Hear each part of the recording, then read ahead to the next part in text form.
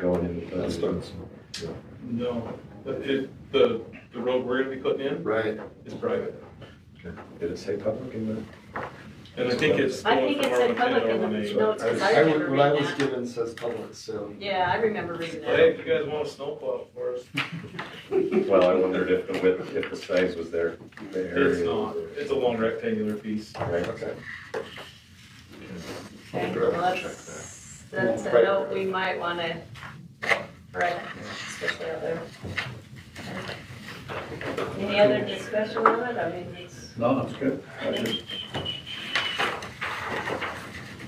Well, gee, we're gonna whip through these items pretty quick. What we're supposed to do. We haven't had a break. So, but in the notes from the planning commission say that if it's a project engineer confirmed, there would be a private road. Yeah. Okay, that's right, a private road. But I think in our packet it's a public, don't Yeah, but yeah, Yeah. saying the planning commission notes says private. Yeah, I'll make sure I pass that on and get that Good. corrected. Yeah. Okay. All right. Well, that sounds like that day needs going pretty long. Thanks. All right, well, we can, if there's nothing, no other questions, then we can just go ahead and move right along and have Chief Ward come up and speak to us about the MOU. Okay. Green Council, how are you today? Have you slept? Yeah, Not much, not since the air show. yeah, that's true, air show. The air show started it all off. So this MOU is with Gold Cross Ambulance Service. We are the exclusive licensed geographic provider of ambulance service for our city. So a lot of these transportation requests come from the hospital. We get several hundred a year that are what we call non-medical, not requiring an ambulance, but require a secured transport vehicle for psychiatric or behavioral issues. So a couple reasons we're looking at this, one of which is, to be fair for the patient, as a patient advocate, when we get called by the two hospitals here in town to transport these patients, we charge them the full ambulance bill rate because that's the only thing we can charge. So we charge them the full ambulance rate plus mileage. A lot of these patients get transported to Salt Lake Valley hospitals, down to Payson, down to Provo Canyon, up to Logan. So it's, you can imagine those ambulance bills are very large. And from a patient advocate standpoint, these people don't need to go by ambulance. So that's one reason. The second thing is what it does is it ties up our resources and our ambulance on patients that really don't require an ambulance to take them. So Gold Cross has been approached. We talk with Gold Cross guys a lot, you know, for things like this. And Gold Cross is willing to come in and offer a slightly lower rate and a discount on mileage and all that. They're in the process of actually starting a non-emergency secure transport unit. There's one other provider which is down in Salt Lake County but doesn't seem to have any interest to come up here, but Gold Cross said they would be willing to come up and take these patients that don't require an ambulance. We will still be the triage point for taking people either by ambulance or turning this call over to Gold Cross. We've met with both the hospitals. They are very supportive of it. They don't want our ambulances tied up and taking us away from 911 calls. They don't want us to take us away from those critical care transfers and those patients that really need an ambulance. You know, we don't want to have an ambulance taking somebody that is non-sedated, suicidal ideation, non-medicated, cooperative in an ambulance down to Provo, and then have somebody come in that's having a heart attack at late night IC that needs to be transported to a cath lab at McKay rather quickly and have our resources tied up on these. So that's our MOU. It will allow us to make that call. Our dispatch center will be the again, the triage point. We'll decide through a call matrix, you know, the calling matrix. And if we're going to err on the side of caution, if the patient's been sedated or something like that that falls within that, we'll take those patients. These patients could already be transported by Utah Code 26-8A 10216, because it's not an ambulance. These hospitals could call either this company Guardian in Salt Lake, or they could call Blue Cross directly anyway, right now, and they would not be violating any laws or anything, because these people don't need to go by an ambulance. So, it will be there'll be a little bit of revenue loss for us, but I think it's the right thing to do, and that's what we're approaching you with this MOU. And Gold Cross it has a history of being a good partner with a lot of fire departments for things like that. There's a couple other agencies that do something very similar down in the Salt Lake Valley as well. So, any questions on that? We're not losing any money.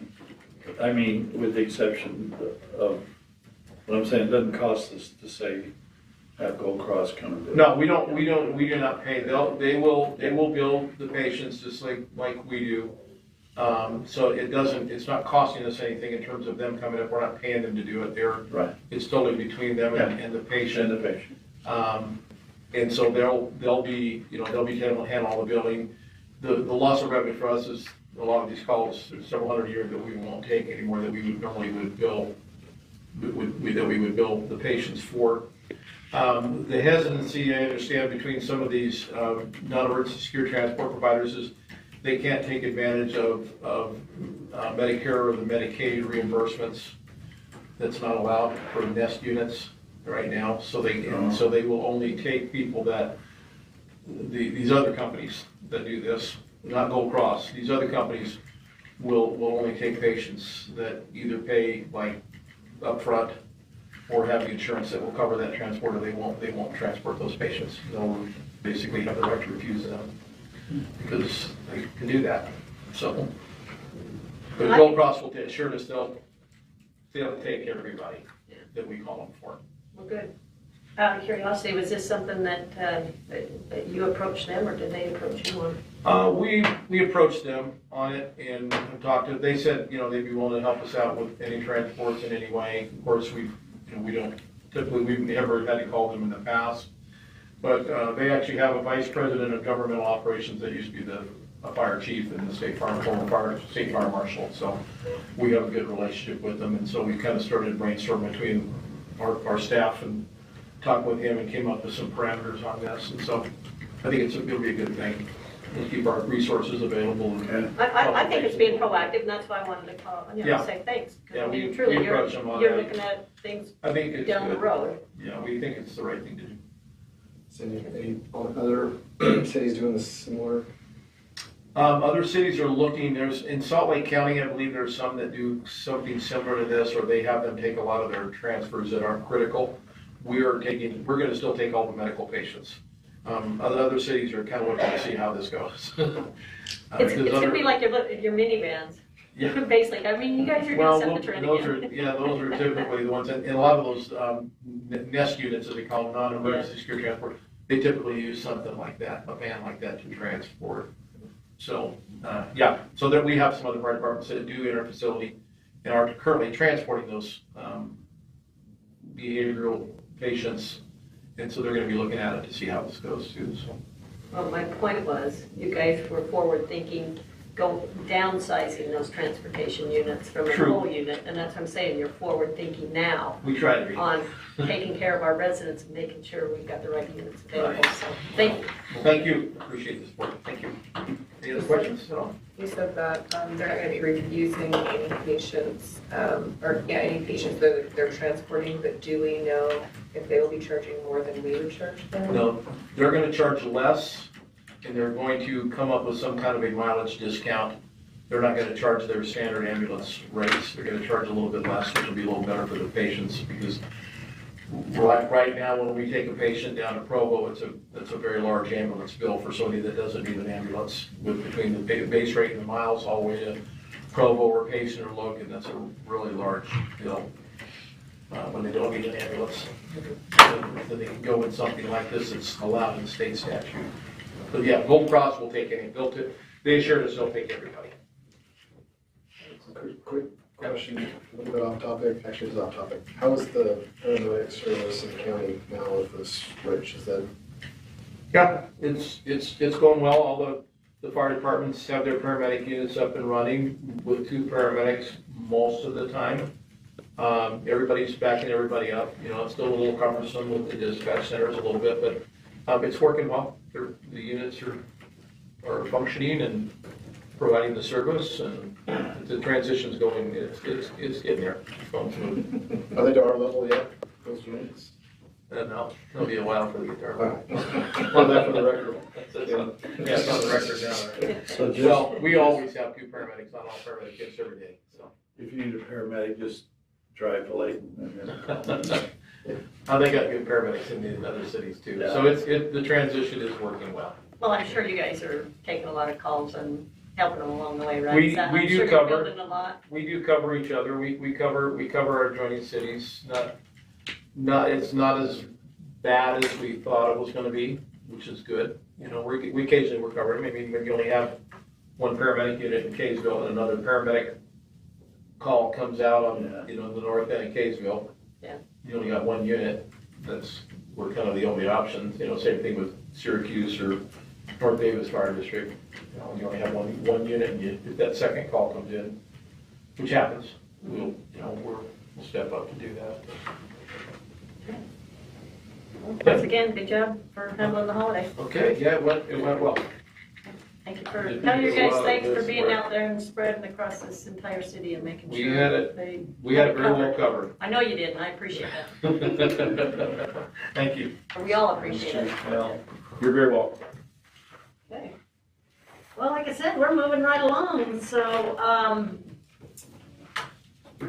there's gonna be a change here in the order as far as 4 and 5. We're gonna swap them up, so, Before we do that, if that's Sure. okay, Steve mentioned that he had he didn't intend to talk about it, but wanted to give it to you for your water report, which is kind of the statistics around the latest water usage. Was it for the month? Yeah, June For June, just an Okay. FYI. sure. So legally, that can come under the mayor's report? We'll just pass that out. Excuse Thank me. Legal? There's report. I Yeah, so we didn't intend to discuss, we just wanted to, see if you brought it up, you might have an interest in it. Of course I we assume it's do. positive, you're bringing good news? This is Yeah. huge. 235 million gallons is what we believe we conserved this last month. Wow. People are doing really well. Wow. And we're still not out of the drought, but That's based on the ET rate. based on the ET rate, that's where we're at. So that was for June, right? For June. Yeah, if you look at those, the back graph It's, there, water use. Water use. Water use. we're down 35% from 2020. Down 35%. Yeah. that's From a all it year was.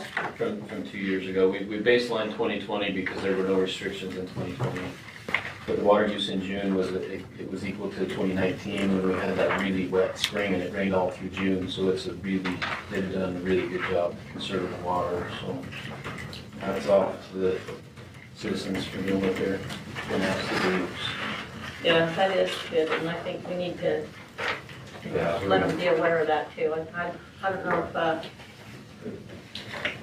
We're gonna get with Steve Garcia. that's just where I was gonna go with that. If there's a way we can kind of let our citizens know, say thank you, you know, of course, don't let us, because we still need to conserve, but at least this way we can say that, you know, everybody's doing their part, quite honestly. Yeah. That's good. Okay. Anyway, if you have questions, reach out to me, I'm happy to answer them. Okay. Anything else? Anything about here? Okay, well, if that's the case, then let's go ahead and go into a closed door meeting. So item number 5, and then we can come out of that and then talk about item number 4. So with that, council, I need a motion to go into a closed door meeting. I make a motion to go into a closed door meeting.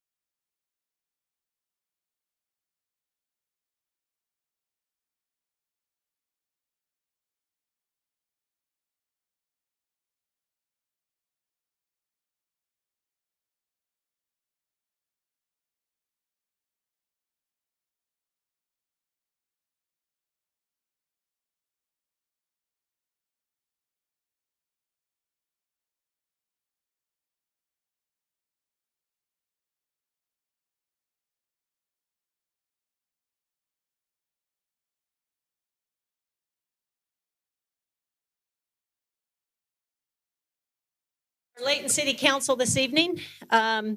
This is July 7th, and our start time is 7 p.m. So once again, I appreciate everybody being here. As customary, we'd like to start our meeting off with a prayer and a pledge, and we take turns each month. So this month, I'm going to turn the time over to Councilmember Bettina Smith Edmondson. E. I'm going to call you E from now on. Okay, thank you. Welcome to the council meeting tonight. First, we're going to do the pledge, and then I'll do a prayer. So I'll just ask everyone to stand.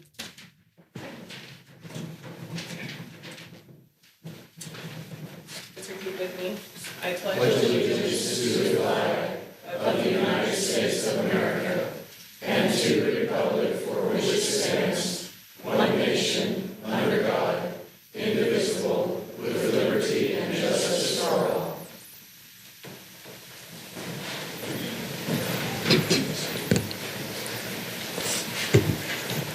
Father God, we thank you for another day. We thank you for an evening where we can come and operate in a council meeting, God. We thank you for our city. We thank you for the workers, the staff, God.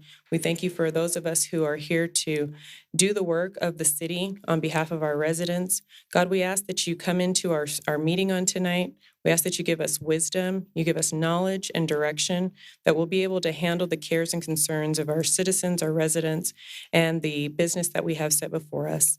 Lord, we ask that you guide every decision that we make and that you help us to do all things in the name of your Son, Jesus. We give thanks and we do pray. In Jesus' name, amen. Amen. Okay, thank you very much. Okay, council, we have 2 sets of minutes that we need to approve. First off, does anyone have any corrections or changes to either sets of minutes? If not, then I'll look for a motion to proceed. Madam Mayor, I move that we accept the minutes from Layton City Council strategic planning meeting on March 30th, 2022, and the minutes of Layton City Council meeting of June 2nd, 2022. Okay, is there a second? Second. Okay, Kim, did you get that? Awesome. Okay, thank you. Okay, all in favor, please say aye. Aye. Any opposed? Okay, thank you very much, council. We'll now move on to our municipal announcements. So I know a lot of the councils are on different committees and that, so certainly let's take a turn here to make whatever announcements. Typically, we start out with our Parks and Rec Commission, which is Tyson Roberts.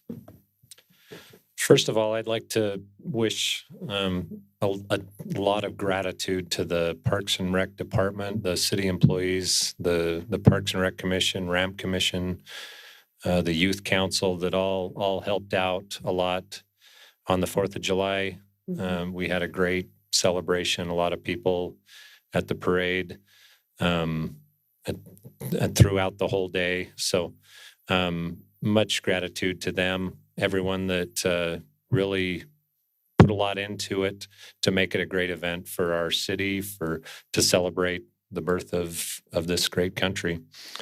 And along the same lines, Parks and Rec, we're still planning a great day of events on Saturday, July 23rd, where we will observe Pioneer Day. A lot going on all day long.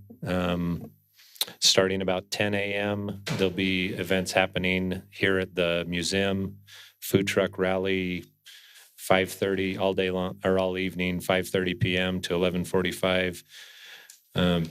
Much anticipated concert every year, Riders in the Sky will be at Ed Kinley, 7 p.m. And then at 10 p.m., the Electric Light Parade, ending at Constitution Circle. So, and then the party continues there as well. So, as well, Layton Fest begins on Friday nights, starting July 15th. There'll be food trucks, a lot going on in Constitution Circle. So, come out. What time do we start that? Start at 5:30. 5:30. 5:30 to dusk. So, in addition, Mayor and Council, I had the opportunity to visit Safe Harbor, the new location on the Layton Parkway today, and I learned of some needs that they have, and I'd love to pass that along.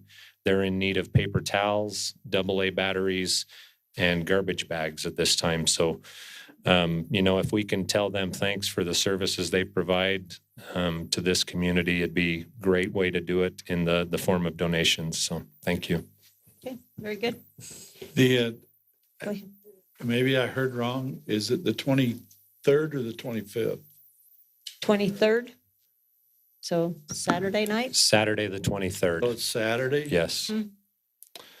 Okay, because I got information. That's confirmed that's not correct. So it's the Okay. Saturday, the That's fine. 23rd. So yeah, Yeah, thanks. okay. What they're discussing is the electric light parade, and please keep in mind that this is a family event. This parade was intended for it to be it's just a pedestrian parade, but we encourage families and people to kind of make their own homemade float.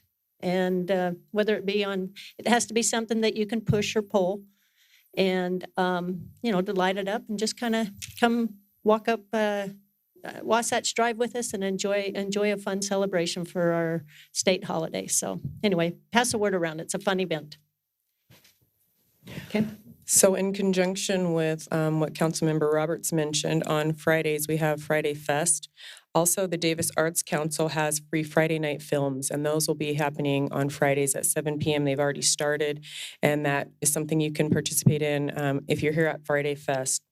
Also, they have free Sunday night concerts. So if you're unable to attend some of the larger concerts that you pay for, you can come on Sunday night over here in the theater, and you can participate in their free Sunday night concerts. The last announcement I have is for our communities that care.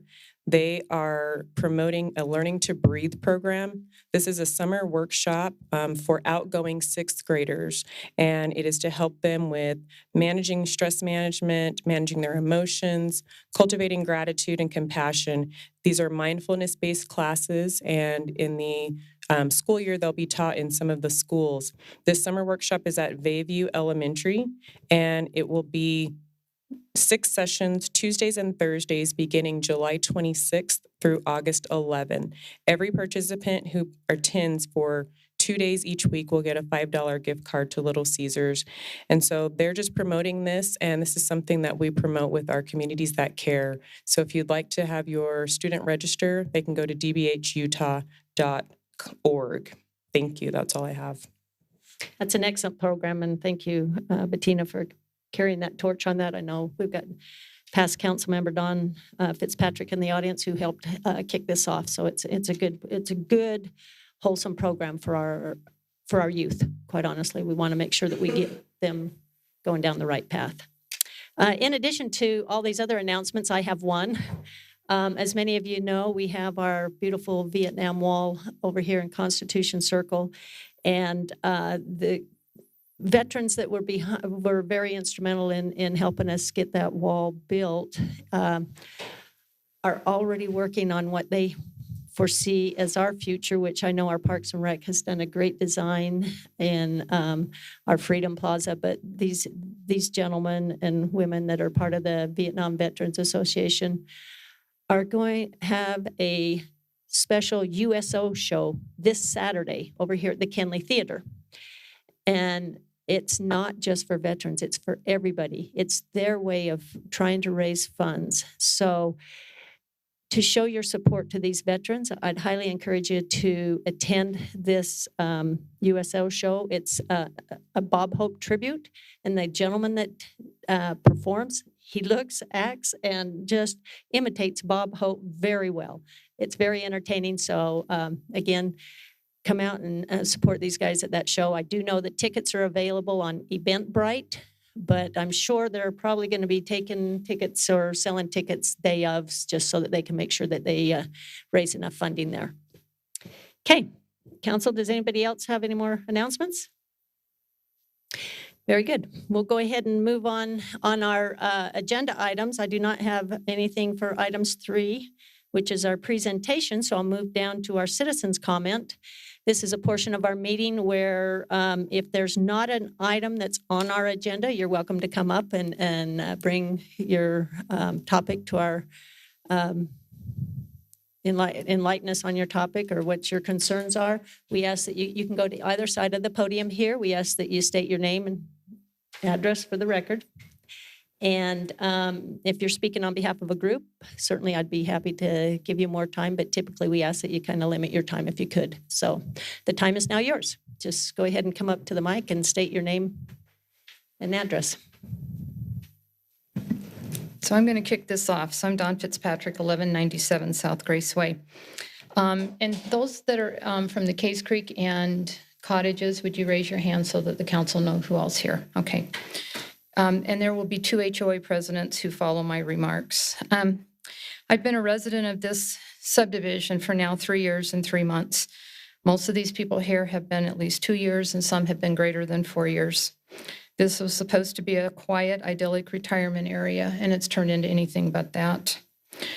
4 years after the fact, the subdivision is still not finished. It was turned over to the HOA in October of 2020 when it was 100% occupied and sold. So in addition that we have the highway going in behind us, which somebody will talk about, we all woke up yesterday morning to jackhammering with absolutely no warning. I came home to not being able to get into my driveway. I guess the developer is finally now being held to doing some work that is warranty work 4 years after the fact on some of this subdivision. And we had no notice that our driveways were going to be blocked, that our handicap ramps were not going to be accessible, and that our gutters were going to be torn up. In addition to that, they shut our water off in the hottest days of the year. And so we have no irrigation water to water our lawns. The 2 HOA presidents will address a couple other issues, but one of the things that they will talk about is a fence at the north end. This fence has been in place for 2 years. It provides privacy for the homes that are along 1000 South. The city has decided that this fence isn't in the right place, and discussion with Mr. Frost from Ovation is this fence is going to have to either come down or be moved. We know that, in fact, that the city knew where that fence was over 2 years ago. When it was initially put in, there were some stability issues and concerns over the pipe, the irrigation pipe that it sits on.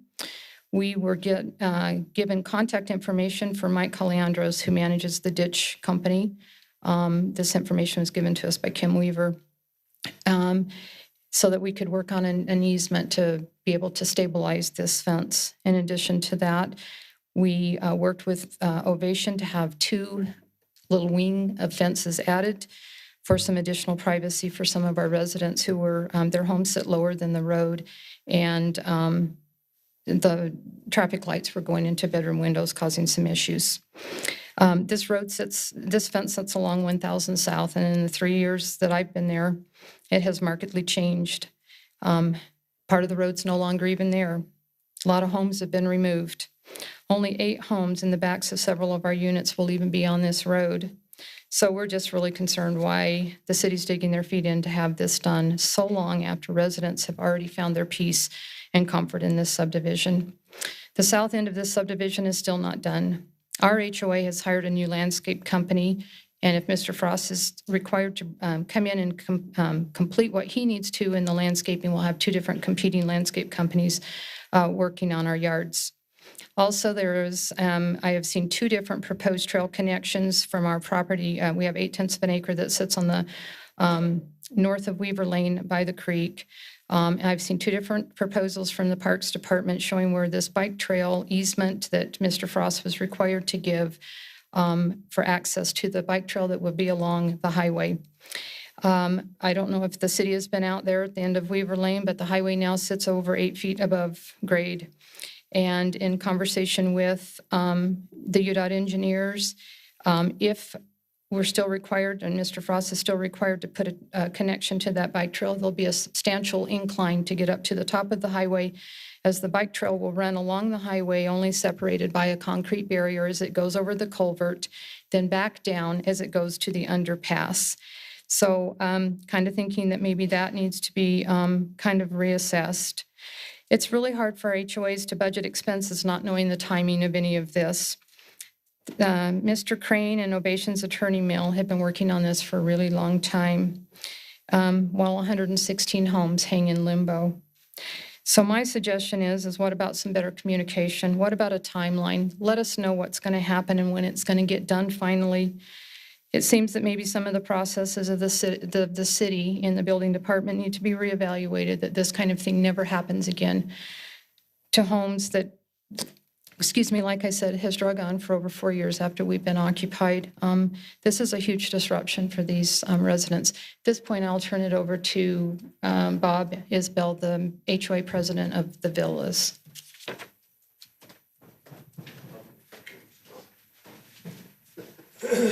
Public speaker is not.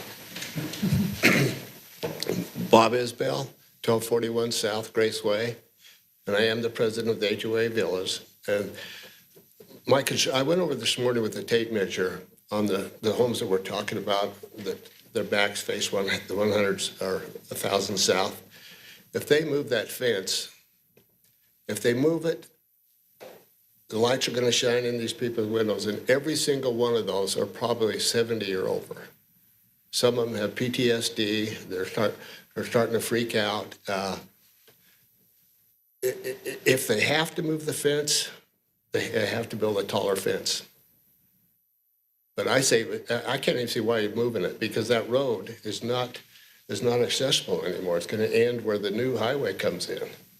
And we do have homes on the north side of that, but that's all right there where they'll turn into that other new subdivision. So my concern is that fence. Dawn took most of my thunder. She did say 116 homes. There's 120 of us, 120 residents that live there.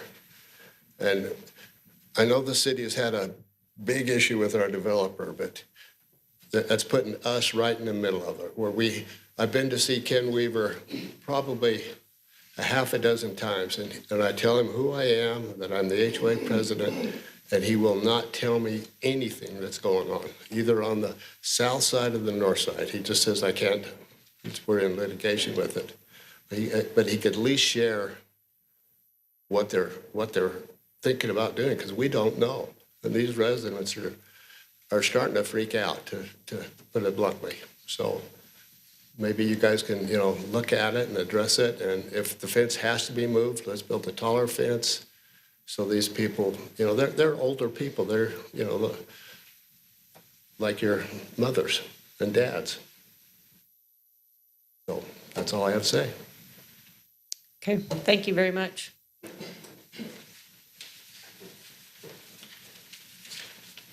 My name is Rick LaFontaine. I'm the HOA president for the cottages, which are the single homes in the Case Creek Ovation development. I also own a villa, 1258 South Grace Way, where my special needs daughter and her special needs husband live. And I'm here to ask for some help from the city with UDOT regarding the West Corridor.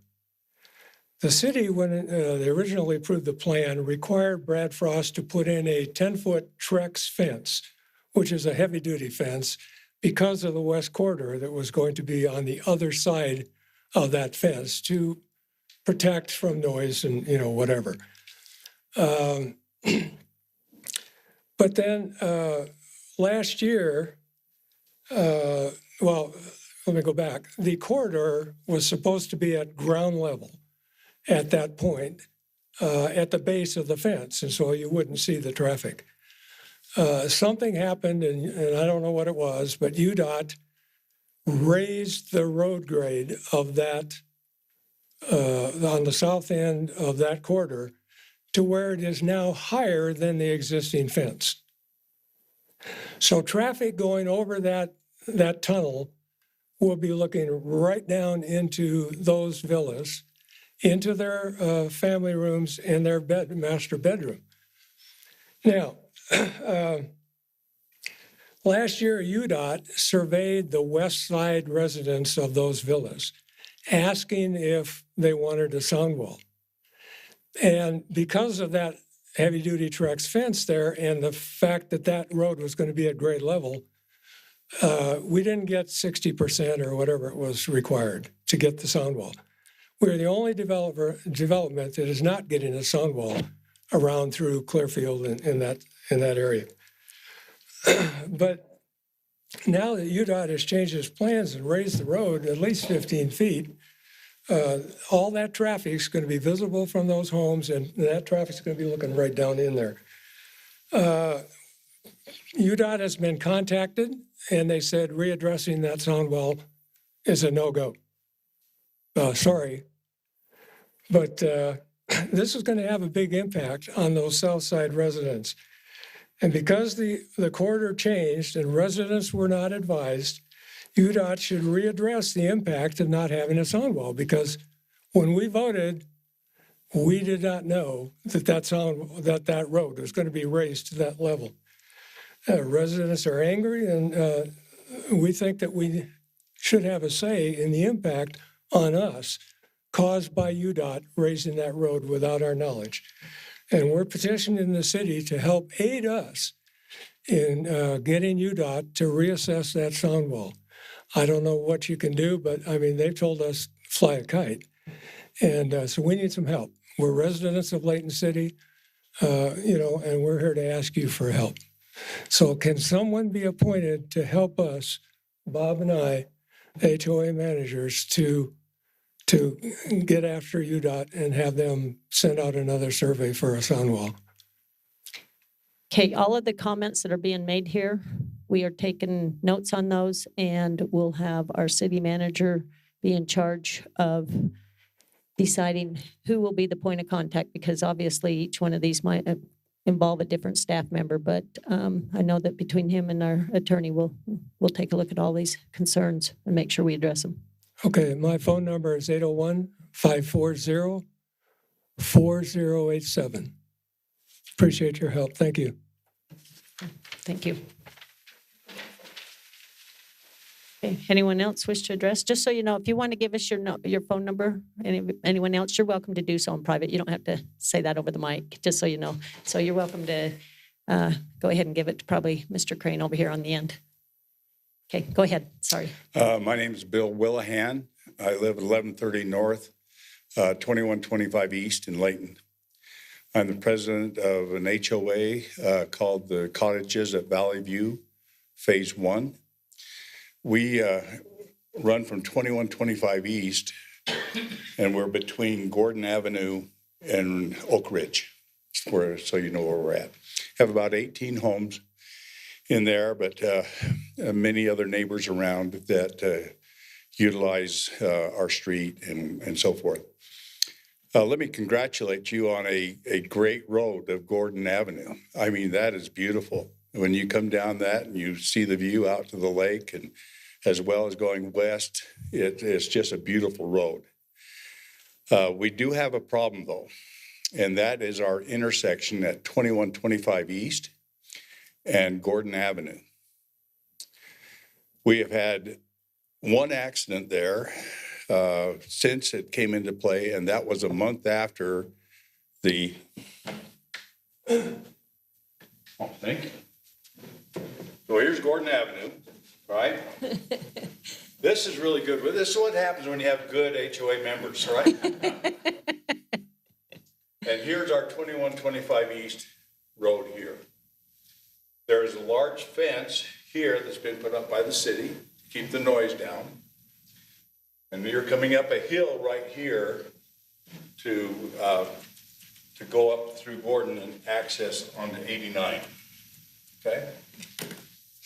What's happening right now is when you come down here and try to make a left-hand turn to go up to 89, there are cars coming down here, and this is quite a steep grade coming down here, building up speed, and they get it right about here is the only time that they can see around this fence.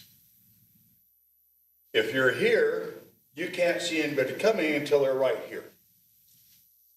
We've observed some cars coming down here at like 60 to 65 miles an hour.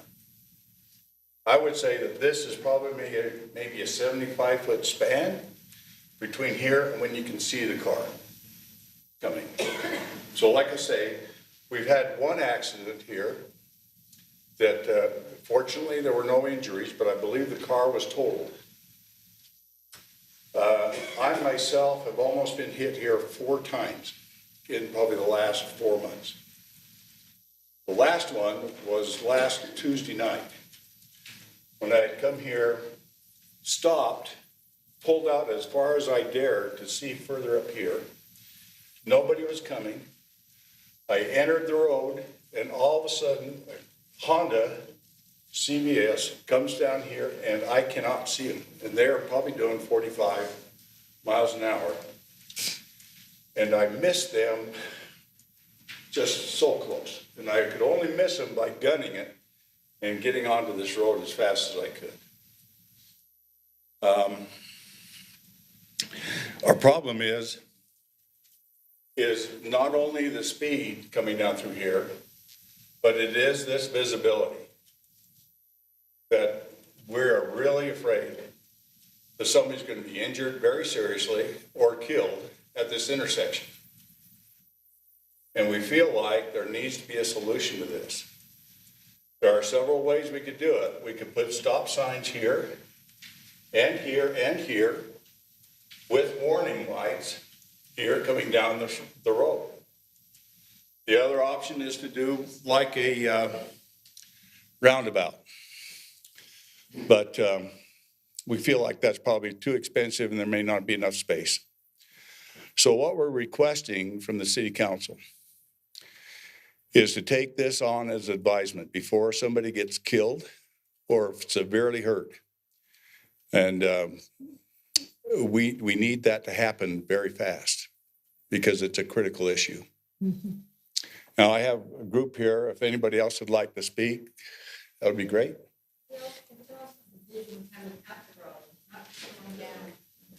Right, so when you're coming up here, this way, this person cannot see until this car gets to the top of the hill.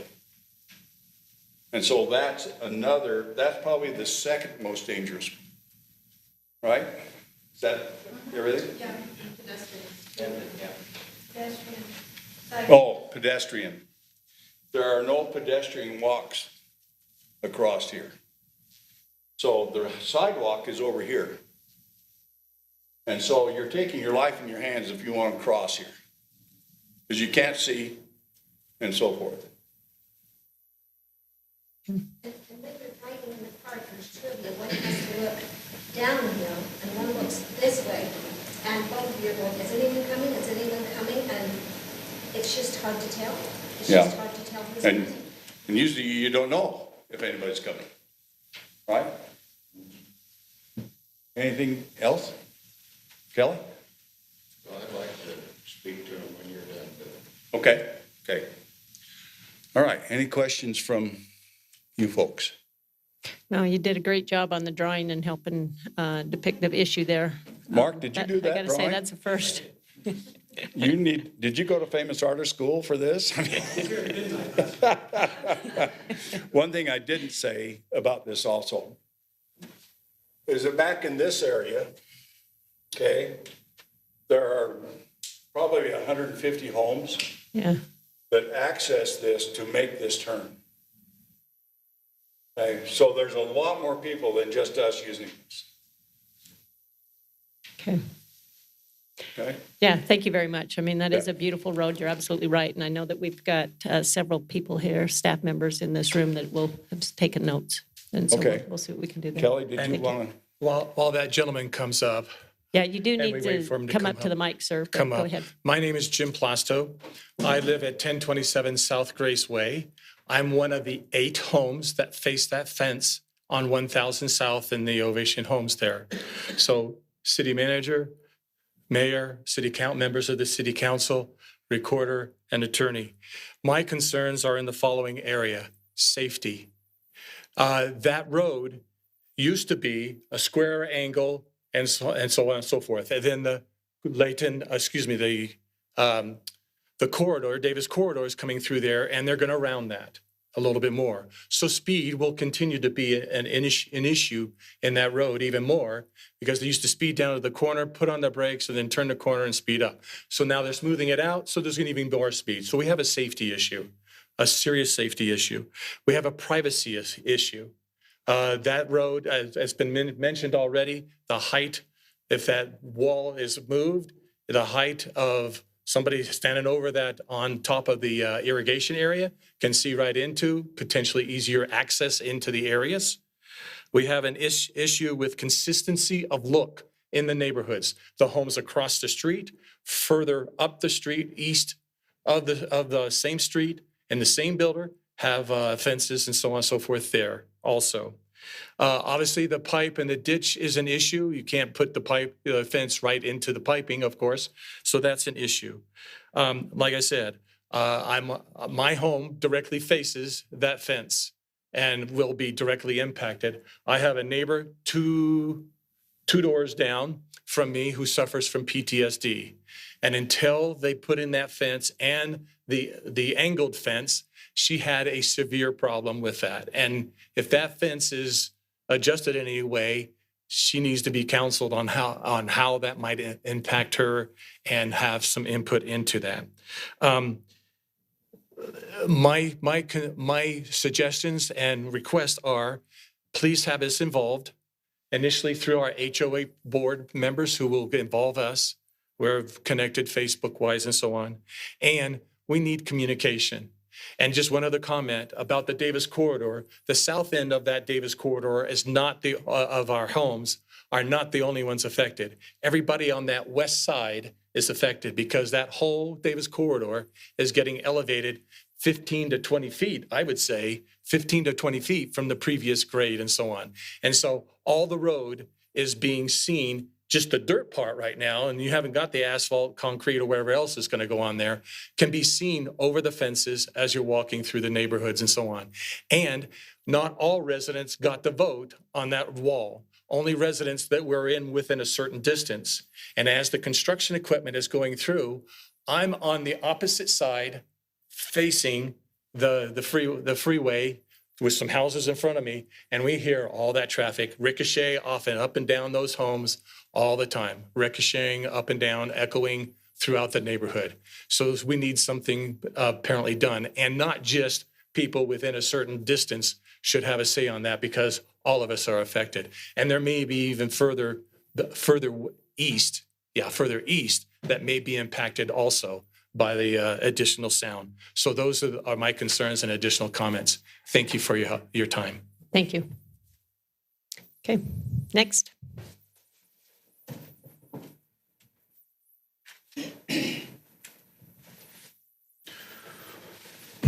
Thank you. My name is Kelly Craythorne. I live at 1107 North, 2125 East. I moved in there about 3.5 years ago after spending 70 years in Hooper. But anyway, I was a truck driver for a little over 47 years. And when I retired, I had 4.3 million miles, no tickets, no wrecks. I've seen a lot of road. And this is one of the most dangerous things I've ever seen. And I have called, as most of these people here have called numerous times to the city about how dangerous this is. When they finished Gordon, suddenly we had a terrible problem on our hands, a very dangerous one. We're not talking about comfort or anything like that. We're talking about safety. If I can, I'll try to speak up. You come up to here and you're looking to the west. There's nothing there because that hill up, it's like the top of the lagoon roller coaster. Suddenly it's there. This one, you look in here, you can't see because of this blind corner, this little S-curve and the wall and everything. I mean, you always hear about it, you know, the old magician's trick, the rabbit out of the hat. See, there's nothing there. Well, then I'll see, well, there's nothing there, but all of a sudden there's a car bearing down on you. So you look left, you look right, and you pull out here, this car can come up, this can come up on your tail just out of nowhere. When I left, like I say, I lived in Hooper for 70 years, and we lived on 5100 West. And there was an intersection at 5500 South, 5100 West, and it was labeled the most dangerous intersection in Weber County. And sure enough, as soon as we moved, they decided, you know what, we better do something about it. UDOT will do, you have my sympathy. UDOT does what UDOT does. But anyway, several people were killed there, including a bishop of mine. And nothing was ever done. But as soon as we left, they thought, okay, now we can fix it. But it was a canal that you couldn't see over. So they changed the grade and everything. Now it's beautiful. But I'll tell you what, I lived there, like I say, raised our kids along that street. Never worried about it as much as this thing. And I have called repeatedly, and I keep getting this pie in the sky. Well, we've talked about a light there someday.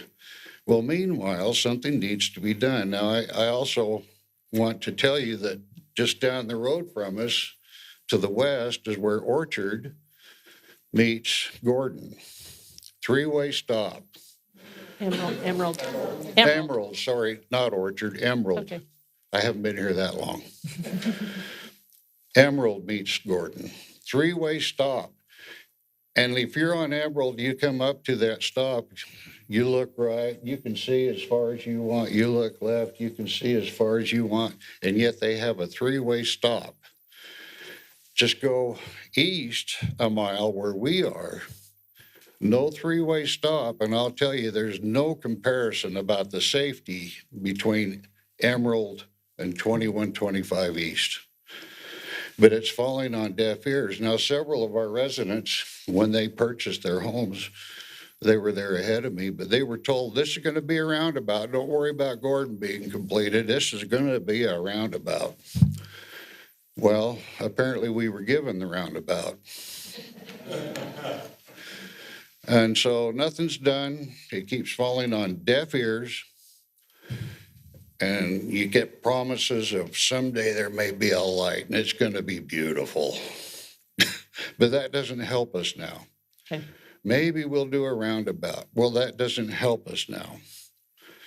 If nothing else, you can move that three-way stop up to us and let Emerald become a normal intersection, just like the 8 roads that are west of it. They don't have three-way stops, and they seem to survive. It's because of a visibility issue. I invite any of you to go up there, get on 2125 East, heading south, come up to that stop sign, look left, look right. And the other thing, I don't think it's a completely 35, that's another thing. Well, we're going to really enforce the 35 mile an hour speed limit. Well, that will be great too, but that doesn't change the issue. Even at 35, remember the rabbit in the hat.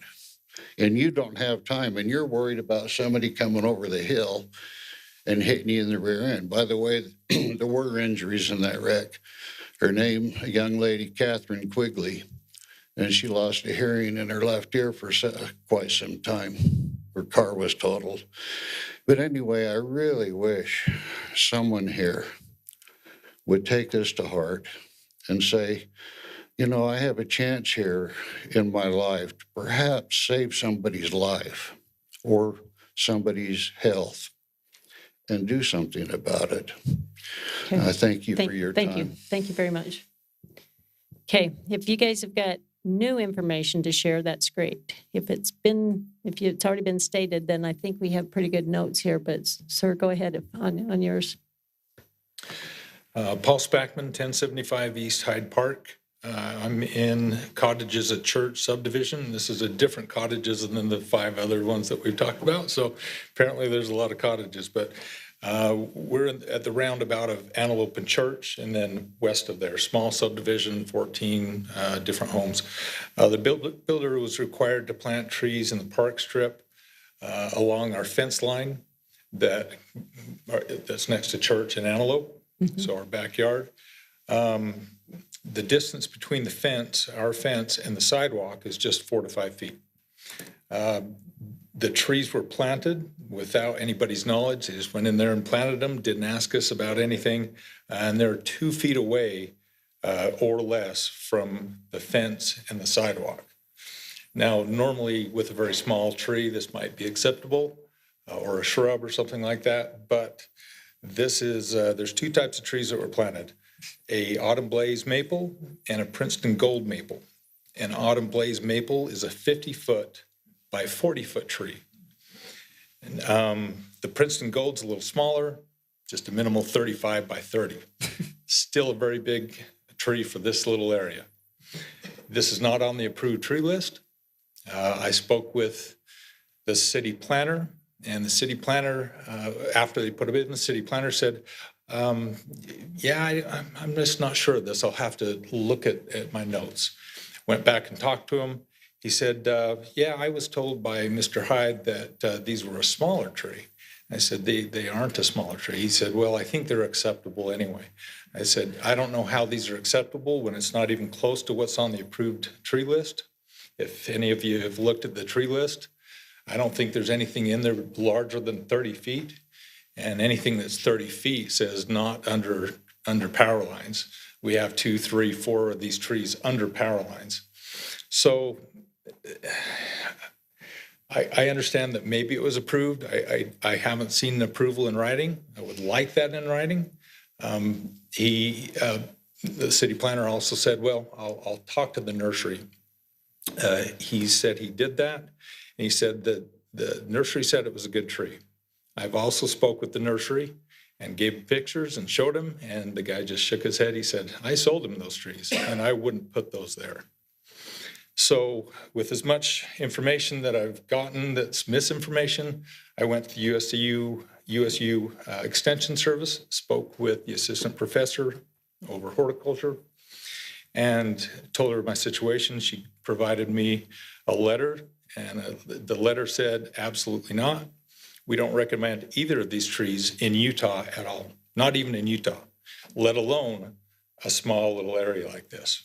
So the trees are certainly going to be a problem. There's many reasons. Iron chlorosis, just the size of the trees, they grow about 2.5 feet per year, maybe 5 to 10 years, and then they start dying because iron chlorosis, meaning they can't get the nutrients they need, and they'll eventually die, leaving our residents with 25, 30, 40-foot trees that are dying in these major arteries, roadways. So that's a problem with us. And I have spoke with the city manager, gave him the packet of everything.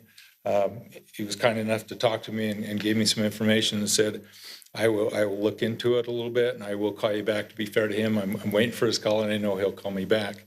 But I do want to get it on the record, and I do want to voice my concern. And, you know, there's a number of these trees parked at the roundabout, or planted in the roundabout, and then alongside, obviously, too. I think there's a problem with safety. I think there's a problem with the money that everybody's going to have to come up with to take these trees out. Again, I haven't seen anything in writing that says, yes, we approve this tree. I'd like to see that in writing so we have, as residents, have some recourse in the future. Or I know Mr. Jensen mentioned he would look at possibly some bond money to maybe encourage the builder to remove and replace them, but that's where I'm at. Anyway, okay, thank you. Thank you. Okay, anyone else? I know you guys hate repeat, but I just saw Mr. Coburn sitting over there. One of the things I forgot is on this road construction on 1000 South, where they're taking the road out and making this curve that was mentioned, we received notification via the city's Facebook page that the road would be reopened right after the 4th of July, by July 6th. It's July 7th, and there appears to be very little progress on this road. So we're detouring a pretty major way around to get to church and a few other places. Does Mr. Coburn by chance know when this road may reopen?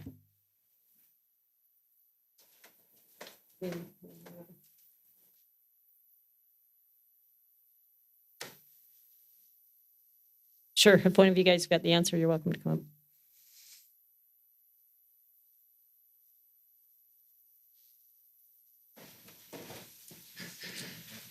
So I spoke with the contractor today. They're going to open the road no later than tomorrow, they told me.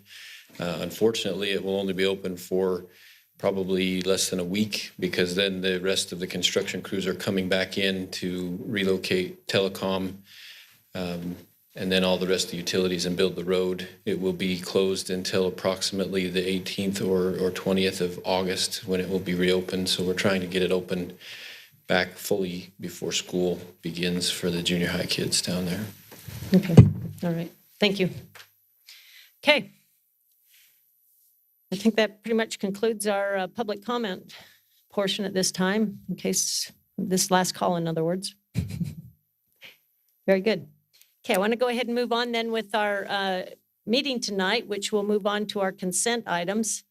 We have several items on the consent, and there's one item that I do want to remove from the group and act upon it separately. So council, if you could, I'd like to take item number G and remove that from the list of consent items, and then we can allow any type of property owner comment at that time. So with that, we'll go ahead and proceed. We're going to start with item number A, which is a quitclaim deed that is going to be presented by Mr. Dave Price.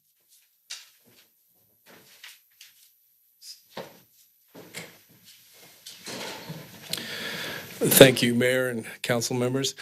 This evening, I have the pleasure of introducing Resolution 2224.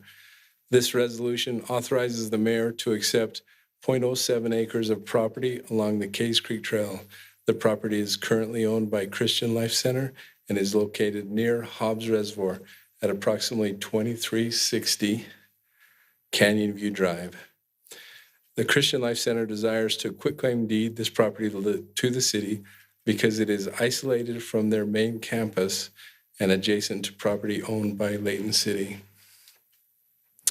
Layton City owns a property adjacent to this parcel of land and uses the property for Case Creek Trail, which is located from Hidden Hollow Drive to the eastern edge of Hobbs Reservoir. Layton City staff has determined it is in the best interest of the city to accept this property from Christian Life Center to support our efforts to manage Case Creek Trail and to provide a larger buffer along the trail. Staff has worked with the Christian Life Center and Cottonwood Title to ensure the property is free of any encumbrances. Staff recommends the council adopt Resolution 2224, adopting and approving a quitclaim deed for 0.07 acres of property located along Case Creek Trail near Hobbs Reservoir, owned by Christian Life Center, to be deeded to Layton City. Okay, council, Any do you have questions? Have any questions regarding this? Very good. Thank you.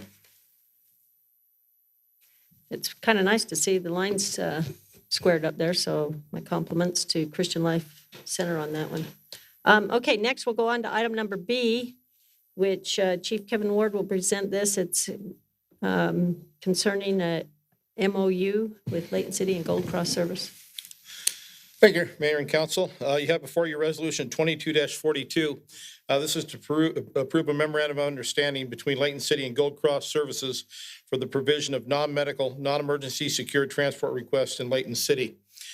Layton City Fire Department is the exclusive licensed geographic provider of all ambulance transportation services within the city. This also includes interfacility transportation services as well out of our two hospitals.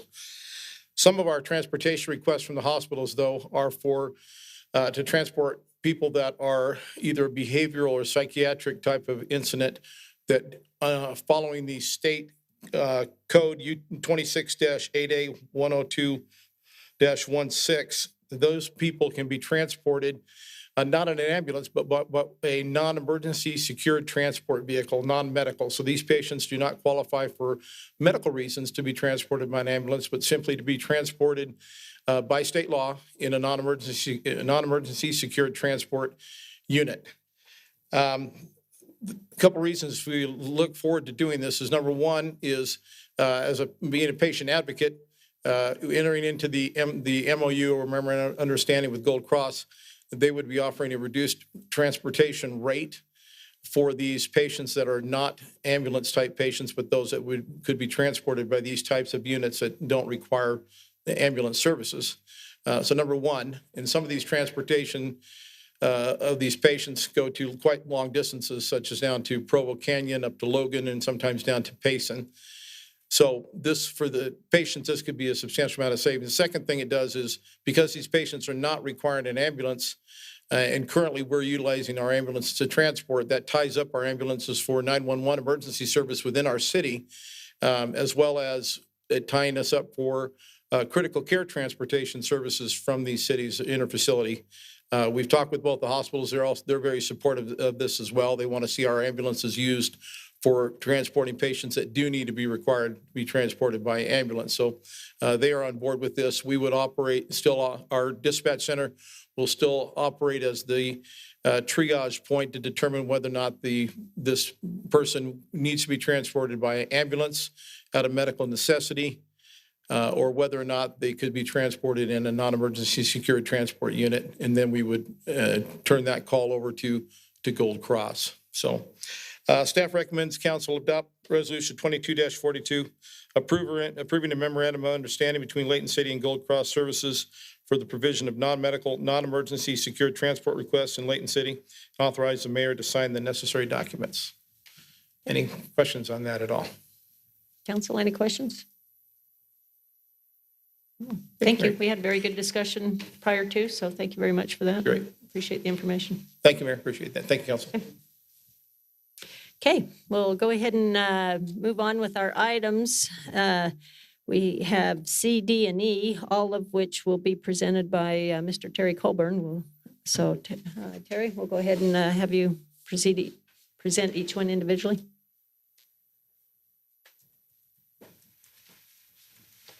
Thank you, Mayor.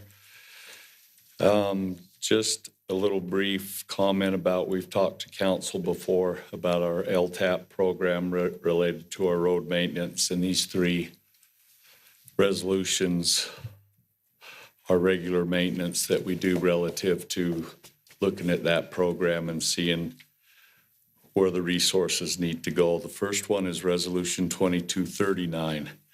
It's a bid award to Morgan Industries Incorporated, DBA Morgan Pavement Maintenance Incorporated for the slurry seal project.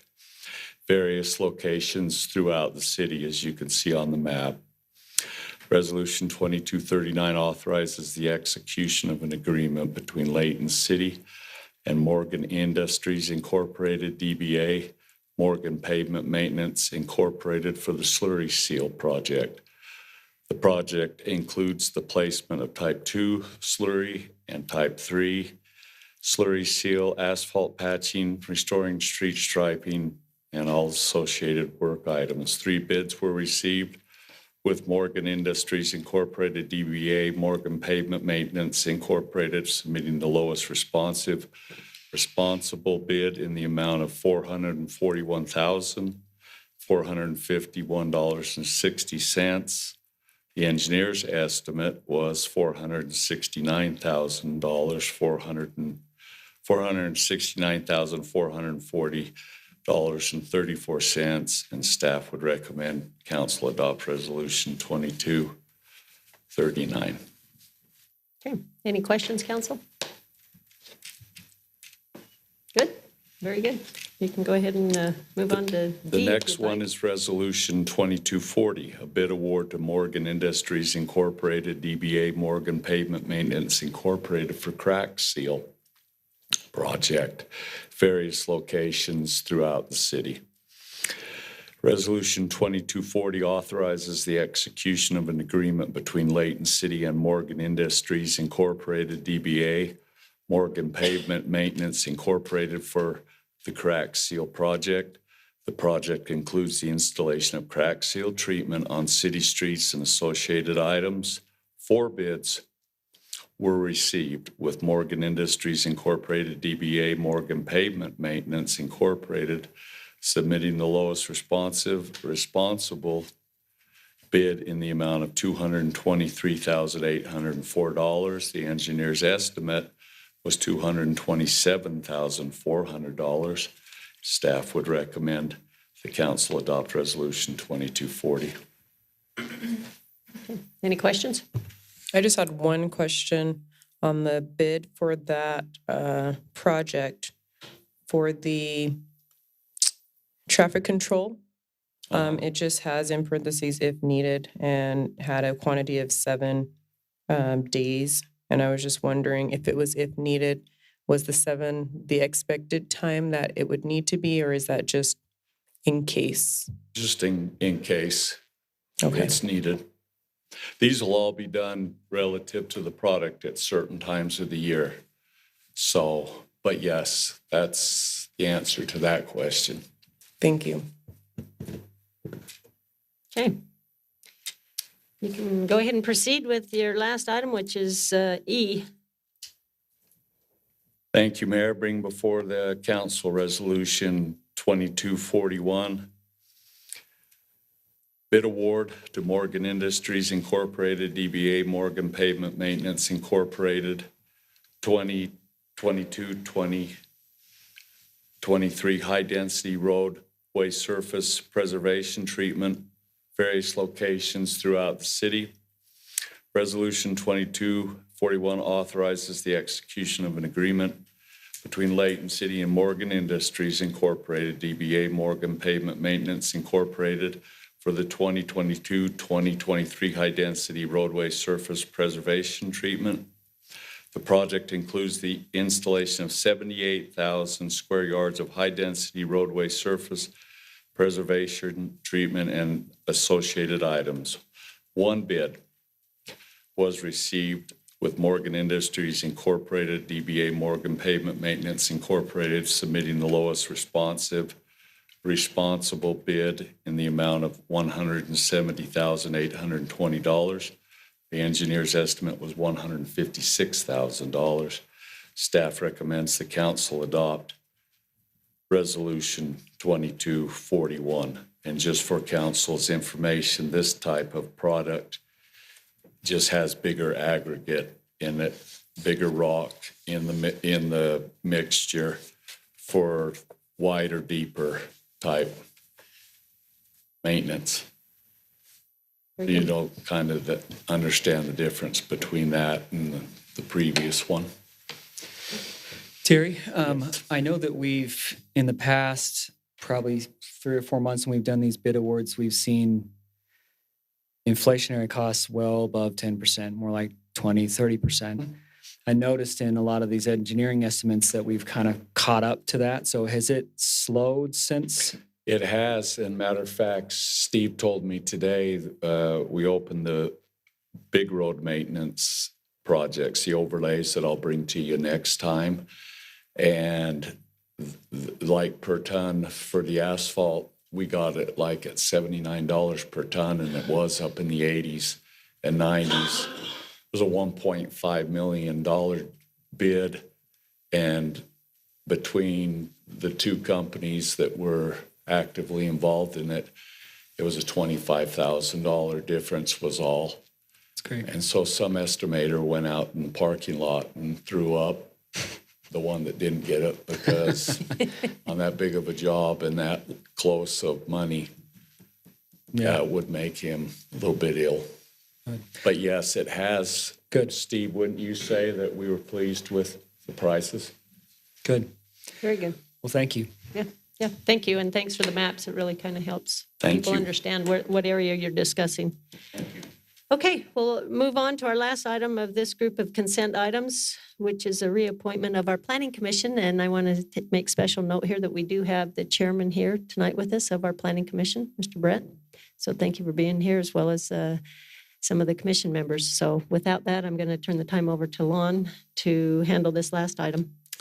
Thank you, Mayor and Council. Tonight, we have Resolution 2243 before you to appoint and reappoint some Planning Commission members.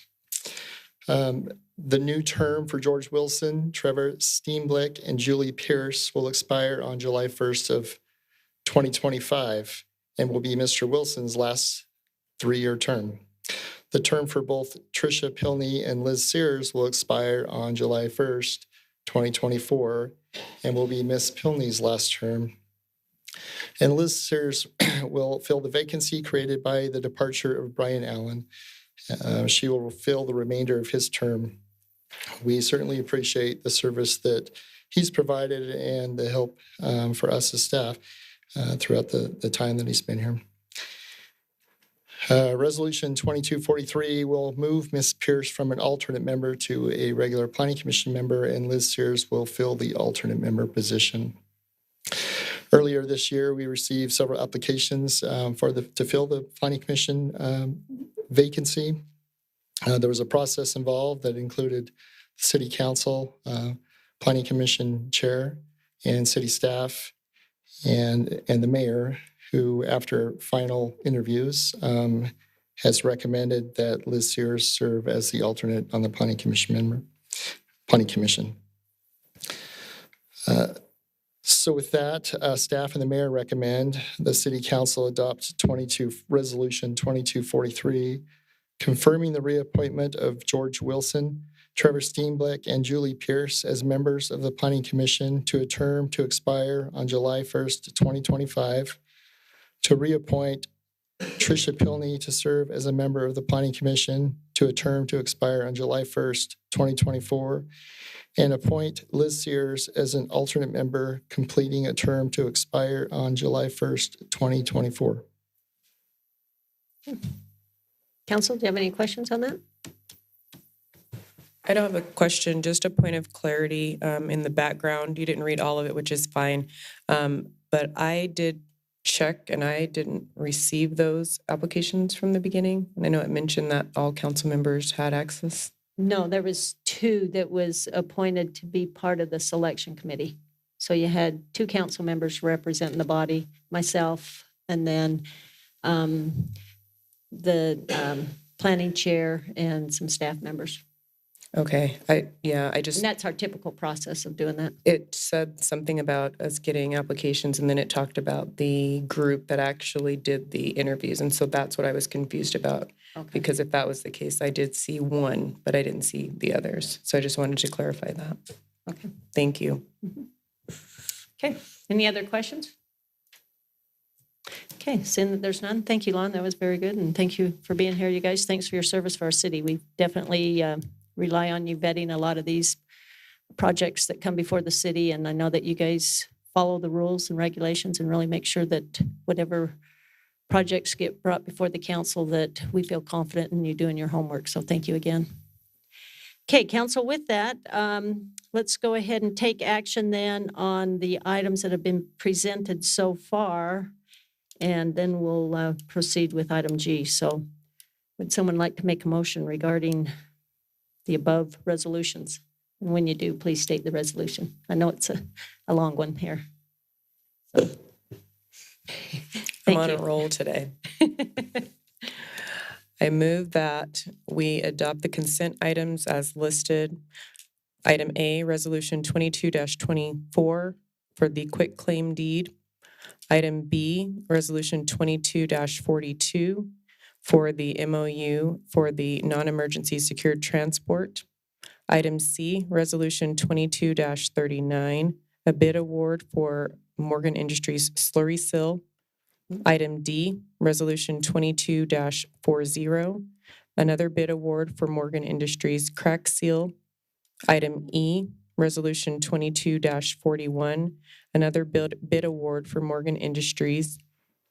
And finally, item F, Resolution 22-43, reappointment and appointment to the Planning Commission of George Wilson, Trevor Steenblick, Julie Pierce, and Tricia Pilney. And Liz Sear. And Liz Sears. Okay, thank you. Do I have a second on that? Second. Okay, it's been moved in second that we approve the above consent items. All in favor, please say aye. Aye. Aye. Any opposed? Okay, thank you very much. We'll now go on to item G, which is an authorization of acquisition of real property. And this item is going to be presented by Mr. Gary Crane. Thank you, Mayor, members of the council. Resolution 22-44 is a requirement of state law it fulfills the requirement of state law, that we bring to you the acquisitions of property for 2700 West. The city staff has been working and has had multiple meetings with some of the property owners and has met with others. I think we've touched base with just about every single property owner and at least talked to them somewhat about the properties and about the coming through of 2700 West, which is one of the biggest projects I think Layton has ever tackled in my time here. And I think it has the most significance because of its location and its proximity to the West Davis corridor. And so we feel this project is extremely important. Moving it forward is important as well. But we wanted to make sure that we had touched base with everybody before we took this step of presenting to you and passing a resolution that would allow for the negotiation and or condemnation of property along the route of this 2700 West north of Gentile all the way up to Hillfield Road. There are several requirements that are required by state law before you actually do this type of thing. And one is that, first of all, it'd be for a public purpose, which it is, that you be ready to move forward financially with it. And fortunately, the city has received grants to be able to accomplish paying for part of the road. And they'll use impact fees and we'll use city funds for the rest of it. The other thing is we need to be prepared to move forward quickly. And I know the grants have a time period involved with them as well. So we want to make sure that we continue the process moving forward. We continue to work with the property owners, come up with solutions and agreements that are acceptable to the property owners. And that's what we desire to do. The city is not prone to condemn property, but would rather negotiate for the acquisition of these parcels. And so we're presenting to you this resolution. That's the first step in the process. The resolution grants us authority, which you are the body that is supposed to do that. And then the second piece of that is to allow the property owners to address the council on any issues that they may have regarding the condemnation or acquisition by negotiation. Notice was sent out to the property owners over 10 days ago, both by mail and also by email. We emailed a copy of it to them, of the notice to them. And so those two purposes are before you this evening. I don't notice any of the property owners here. They may be here, but I just don't see them. But the other thing is you need to act on Resolution 2244. Are there any questions that you might have on? Steve has put up on the screen those portions of property and the owners of those portions of property. And so we'd be glad to answer any questions. I think we have talked a little bit about these things in previous meetings. And so we present this to you tonight for passage. Okay. Council, you have any questions? No questions here. As Mr. Crane stated, this is an opportunity for the property owners to address this governing body. And so should any of the property owners that are along this 2700 corridor or proposed road here and would like to express their views or feelings, we'd certainly be happy to hear from you. Okay. Seeing that there's no one here, Council, we'll go ahead and proceed then with action regarding Resolution 22-44. I need somebody to make a motion. Yes, Mayor, I'd like to make a motion that we accept item G, Resolution 2244, authorizing the acquisitions of real properties for the 2700 West Gentile to West Hillfield Road. I'll second. Okay, it's been moved in second that we adopt Resolution 2244. All in favor, please say aye. Aye. Any opposed? Okay, very good. That pretty much concludes our consent item. We do have one public hearing item on our agenda tonight, which is a rezone request. So I will now turn the time over to Mr. Longcrow to present the information regarding this rezone. Thank you, Mayor and Council. We have before you this evening an application to rezone property at 1869 East Oak Ridge Drive from R110 to R18. As you can see on the screen, this property includes, currently has one house on it. The applicant is hoping to develop this property. And right now the proposal leaves the house as part of the subdivision. The property is located in what is called the neighborhood residential area in the general plan. The general plan supports this to be no lower than R18, no higher density than R18, or 8,000 square foot lots, which is what what is being proposed.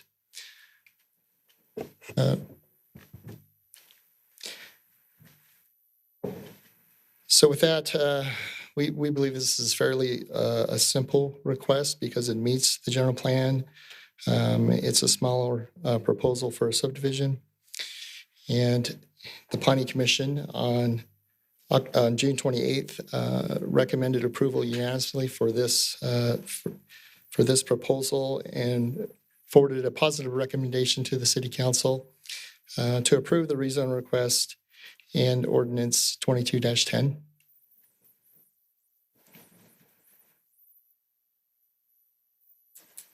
Okay, is that it? Okay, council, do you have any questions on this before we open up our public hearing? Okay, if you have no questions, then I look for a motion to open up our public hearing regarding ordinance 22-10. Mayor, I motion that we open up the public hearing. Okay, thank you very much. Okay, this is a public hearing, so once again, if anyone would like to state their questions or concerns or opinion regarding this rezone request, you're welcome to come up to the mic, state your name and address for the record, and we'll be happy to hear from you.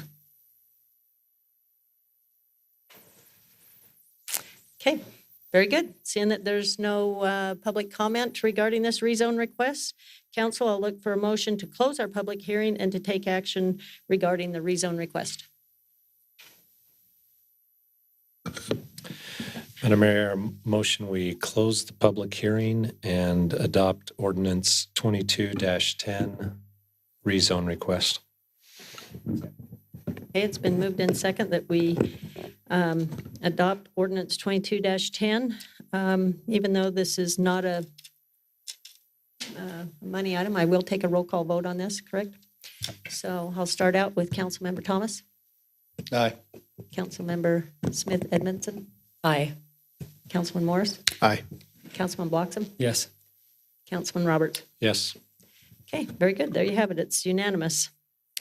Okay, that pretty much concludes our council meeting for this evening, unless anyone has any unfinished business that they'd like to present. If not, council, before we close, I would like to acknowledge we do have a Boy Scout troop, which quite honestly, we don't see them too much anymore. So if one of you guys, gentlemen, or maybe one of the young men would like to come up and let us know what troop you're from, we'd be honored to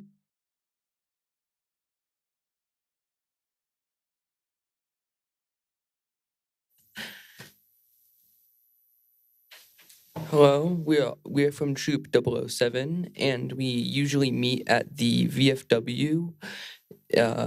We meet at the back of a bar. Yes, not very Boy Scout-like. Thank you for having us. Well, we're working on our citizenship in the community merit badge. Good job. The important thing is that you guys are meeting, and thank goodness you've got a space to meet. Yes. So that's the important thing. How could you get a badge that says 007? That's got to be cool. Yeah, we picked the Scout Troop number. Yeah. Cool. Good job. And thank you, Scout leaders, for bringing these young men here to witness this process and staying for the whole meeting. That's very good on you. So thank you, gentlemen. Okay, council, I'll look for a motion to close this council meeting for tonight. Motion to adjourn. Thank you. All in favor? There was no second, but I'm sure there was. Okay. Thank you very much.